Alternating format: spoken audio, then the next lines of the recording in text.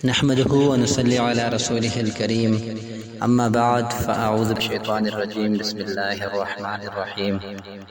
چوتھے رکوع کی آخری 3 آیات کی تفسیر نہیں کی گئی تھی جو اب کی جا رہی ہے، آیہ مبارکہ 27، 28 اور 29 کی۔ اللہ تعالیٰ فرماتے ہیں کہ اس کی کتاب سے ہدایت کے بجائے گمراہ ہونے والے فاسقین کی 3 خصلتیں ہیں جو اس آیت میں بیان کی جا رہی ہیں اور ان کا انجام بھی مذکور ہے۔ فرمایا الذین ینقضون عہد اللہ من بعد میثاقہ، وہ لوگ جو اللہ کے عہد کو توڑتے ہیں اسے پختہ کرنے کے بعد، مضبوط کرنے کے بعد، اور ان لوگوں سے مراد بالخصوص مشرکین ہیں جنہوں نے عالم ارواح میں، کیونکہ پوری انسانیت کو عالم ارواح میں اللہ تعالیٰ نے اپنی قدرت کاملہ سے پیدا کیا تھا، اسی ترتیب کے ساتھ جس طرح وہ دنیا میں تشریف لا رہے ہیں، جسے عہد الست کہا جاتا ہے، کیا میں تمہارا رب نہیں ہوں، تم اطاعت اور بندگی کس کی کرو گے؟ تو مشرکین اللہ تعالیٰ کی اس اطاعت اور بندگی کے وعدے کو توڑ رہے ہیں، تو جس کا ذکر ہمیں ملتا ہے سورہ اعراف آیہ مبارکہ 172 میں۔ پھر انہی لوگوں میں یہود شامل ہیں، دوسری کیٹیگری کے، جنہوں نے نبی صلی اللہ علیہ وسلم پر ایمان لانے کا وعدہ کر رکھا تھا اپنی کتابوں کے عین مطابق۔ ان کے علماء نے، ان کے انبیاء نے ان سے لیا تھا کہ آخری نبی پر وہ ایمان لائیں گے، تو انہوں نے کیا کیا؟ اس وعدے کو پورا نہ کیا، جس کا ذکر ہمیں ملتا ہے سورہ نساء کے 22ویں رکوع میں۔ فَبِمَا نَقْضِهِم مِّيثَاقَهُمْ لَعَنَّاهُمْ وَجَعَلْنَا قُلُوبَهُمْ قَاسِيَةً، تو ان کے وعدہ توڑنے کی وجہ سے ہم نے ان پر لعنت کی اور ان کے دلوں کو سخت کر دیا۔ یہ مراد ہوئے مشرکین اور یہود الذین ینقضون عہد اللہ من بعد میثاقہ سے۔ اس کے بعد دوسری کیٹیگری جو اللہ کی کتاب سے ہدایت پانے کے بجائے گمراہی پر چلتی ہے، وَيَقْطَعُونَ مَا أَمَرَ اللَّهُ بِهِ أَن يُوصَلَ، اور وہ لوگ جو کاٹتے ہیں اللہ تعالیٰ کے عہد کو یا اس چیز کو اللہ تعالیٰ نے جسے جوڑے رکھنے کا حکم دیا۔ اس سے مراد تعلقات بھی ہیں اور ہر طرح کے رشتے ناطے اور معاملات۔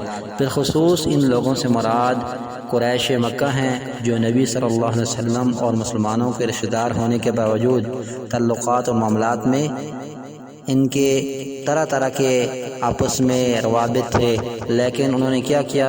اسلام لانے پر مسلمانوں کو پہلے اپنے علاقے مکہ سے بے دخل کیا، پھر جب مدینہ پہنچے تو بدر اور احد اور خندق وغیرہ اور دیگر مارکوں میں مسلمانوں کو صفحہ ہستی سے مٹانے کے لیے، قتل عام کرنے کے لیے ان پر افواجیں چڑھ دوڑائیں۔ یہ تمام تر لوگ ان تعلقات کو توڑتے ہیں اللہ تعالیٰ نے جن کو جوڑنے کا حکم دیا، رشتوں ناتوں وغیرہ کو، اور آگے آپ کو پتہ ہے کہ رشتہ داری اور ایسے روابط کو جوڑے رکھنے کی اسلام میں کتنی زیادہ تاکید ہے۔ پھر اس کے بعد تیسری کیٹیگری منافقین کی ہے، وَيُفْسِدُونَ فِي الْأَرْضِ، اور وہ زمین میں ناحق فساد کرتے ہیں اور کفار کی پشت پناہی اور مسلمانوں کے خفیہ معاملات جا کر کفار کو بتاتے ہیں اور اس طرح مسلمانوں کے خلاف کفار کو بھڑکاتے ہیں۔ تو ان کی خصلتیں آپ رکوع نمبر 2 ہی میں پڑھ چکے ہیں ڈیٹیل کے ساتھ۔ پھر فرمایا یہ 3 طرح کے جو لوگ ہیں، اولئک هم الخاسرون، یہی لوگ خسارہ اٹھانے والے ہیں کہ دنیا میں یہ ہدایت سے اور آخرت میں اللہ کی رحمت جنت سے محروم رہیں گے۔ تو اس سے بڑھ کر گھاٹا اور کیا ہو سکتا ہے کہ انسان کے دونوں جہان برباد ہو جائیں۔ اور پھر ان کی بربادی کیسے ہوئی؟ آپ دیکھ لیں کہ مشرکین، یہود، منافقین اور قریش مکہ کا اس طرح خاتمہ ہوا، کچھ کا نبی صلی اللہ علیہ وسلم کی زندگی ہی میں اور کچھ کا خلفائے راشدین کے دور میں، کہ ان کو عرب کی سرزمین سے نکال کر پورے جزیرہ نما عرب کو کفار سے پاک کر دیا گیا۔ دنیا میں یہ خسارہ ہوا کہ صفحہ ہستی سے مٹے، اور آخرت میں آپ کو پتہ ہے کہ ایسے لوگوں کا انجام تو ہے ہی اللہ تعالیٰ کی طرف سے عذاب و اذیت جہنم کی صورت میں۔ اس کے بعد جو اگلی 2 آیات ہیں وہ بالکل اس رکوع کے آغاز میں جو بات کی گئی تھی توحید کی دعوت کے ساتھ اور اس پر دلائل دینے کے متعلق، اسی بات کو آگے بڑھایا جا رہا ہے۔ فرمایا کیف تکفرون باللہ وکنتم امواتا فاحیاکم، لوگوں ذرا غور و فکر تو کرو، سوچ و بچار کرو کہ آخر تم کیوں کر اللہ تعالیٰ کی ذات کے ساتھ کفر کر سکتے ہو، اس کا انکار کر سکتے ہو، اس کی ناشکری اور ناقدری کرتے ہو، حالانکہ جب تم کچھ نہ تھے، مردہ تھے، مطلب تم دنیا میں تو کیا تمہارا کوئی وجود ہی نہیں تھا تخلیق سے پہلے، تو اس نے تمہیں کیا کیا؟ زندہ کیا، عدم سے وجود میں لایا اور تمہیں یہ زندگی عطا کی جس میں تم اس کی نعمتوں کے ساتھ چلتے پھرتے، دیکھتے سنتے، کھاتے پیتے، سوچتے سمجھتے ہو۔ پھر یاد رکھو کہ موت اور زندگی کا یہ سلسلہ ختم ہو جانے والا ہے۔ ثم یمیتکم، پھر تمہیں مار دے گا جب تمہاری زندگی اجل مکمل ہو جائے گی۔ اللہ تعالیٰ نے جس کی تقدیر میں جتنی زندگی رکھی ہے، جو نعمتیں رکھی ہیں، پھر تمہیں وہ موت دے دے گا۔ ثم الیہ ترجعون، پھر تم یاد رکھو اسی کی طرف لوٹائے جاؤ گے، اللہ تعالیٰ کی عدالت میں کھڑے کیے جاؤ گے اور تمہیں اپنے اپنے عقائد اور افعال و اقدار کے مطابق جزا و سزا دیکھنا ہوگی، تم منطقی انجام تک پہنچو گے۔ لہذا دوبارہ زندہ ہونے کو اور اللہ کی بارگاہ میں کھڑے ہونے کو سامنے رکھ کر زندگی بسر کرو۔ یہ زندگی اور موت کے جو مراحل اور تمہارے سامنے سلسلے چل رہے ہیں، یہ نہ صرف اللہ تعالیٰ کی توحید پر دلالت کرتے ہیں بلکہ دوبارہ پیدا ہونے پر بھی اور اپنے افعال کے مطابق، عقائد کے مطابق جزا و سزا پانے پر بھی بہت بڑی دلیل ہیں۔ پھر اگلی آیت میں فرمایا هو الذی خلق لکم ما فی الارض جمیعا، وہ ذات ہی ہے اللہ تعالیٰ کی جس نے پیدا کیا تمہارے لیے جو بھی زمین میں ہے سارے کا سارا، یعنی اولاً اس اکیلے نے، تنہا اللہ تعالیٰ کی ہستی نے یہ سب کچھ پیدا کیا ہے۔ تمہارے الہوں میں سے، غیر اللہ میں سے کسی کا کوئی کردار نہیں زمین و آسمان کی کسی بھی چیز کی تخلیق میں، ذرے کے برابر بھی اگر کسی نے کوئی معاونت کی ہے، کوئی چیز پیدا کی ہے تو دکھا دو، اس اکیلے نے یہ سب کچھ کیا ہے۔ اور دوسری بات کون سی؟ کہ ما فی الارض جمیعا، جو کچھ بھی زمین میں ہے تمہارے فائدے کے لیے ہے۔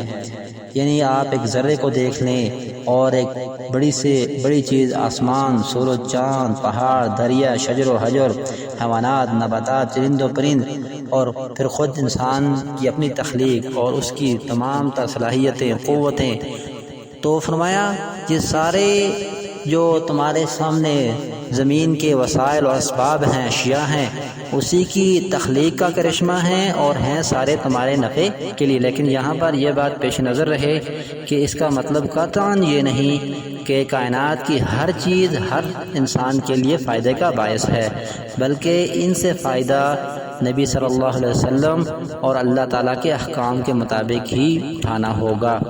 پھر اس کے بعد کیا فرمایا؟ ثم استوى الى السماء فسواهن سبع سماوات وهو بكل شيء عليم، پھر وہ زمین کو تخلیق کرنے کے بعد زمین کی پیدائش اور زمین میں تمام تر اشیاء کو پیدا کرنے کے بعد متوجہ ہوا، اس نے ارادہ کیا، اس نے رخ کیا آسمانوں کی طرف، تو انہیں 7 مکمل درست آسمان بنا دیے جن میں آج تک کسی قسم کا کوئی نقص تلاش نہیں کر سکا اور نہ ہی وہ پرانے ہوئے، کسی ٹوٹ پھوٹ کا شکار ہوئے۔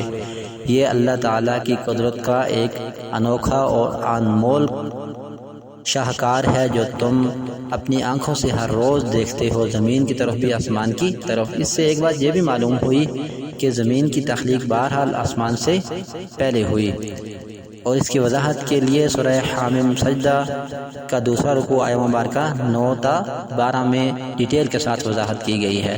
اور آخر میں کیا فرمایا؟